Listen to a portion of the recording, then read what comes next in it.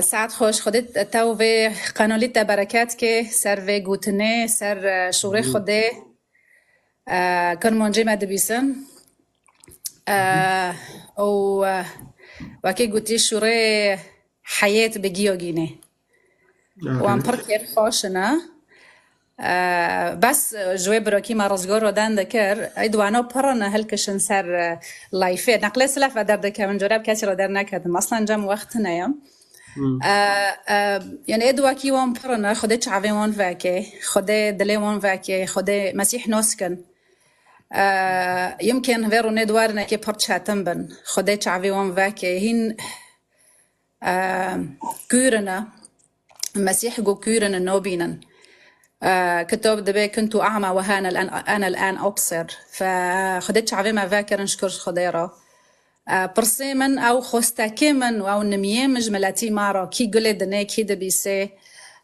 خدي شعبي جيو فاكي وارن خدي ترى قدن تنا نخيريفي محمد سا أم احترام دكن وانو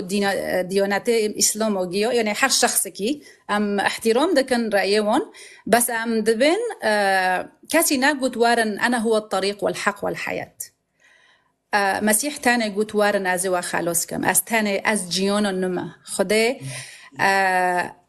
يعني تكاسي وانا قوت تديانته وانا قوت تكاس ناتشي بر كاسي ونامر قو معني از وخلاص كم وحياة بوادم وهنكي مربا لعزمين نمي دكم جملاتي خورو وأز رجا دكم بوي اسلوبي شيطان ماتن بمرر دان ماكن امجي دكافن اجي پر دكافن في موقفنا آره بس خودت شعبي مون فاكي بس بليز زونبن انه ماري تشيكي بفكري ماري بس تشيكي قل خونه بمنطق بفكري خو مو بيني خو نفسي خود وام بمرنم كي هان كداري هلا فعلا محمدي ما كي ما خلص كي ولا حل هلا شخص جدا هاي كي ركي دينا بشيما قصير عوفك يعني ناخذ ما درجه من سرتا ممكن مشكلاتنا بس يعني لاني برستكن انه شو اكيد زونبم اخديتا دغري لانه ما خدي اختبار كريه شنو ما خدي اختبار كر شو ما مسيح اختبار كري ام يعني تقابلنا مع المسيح وقت ما خدي اختبار كريه خدي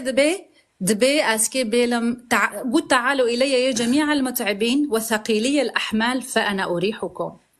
ومعنى خدي فعلا ام وحسوندن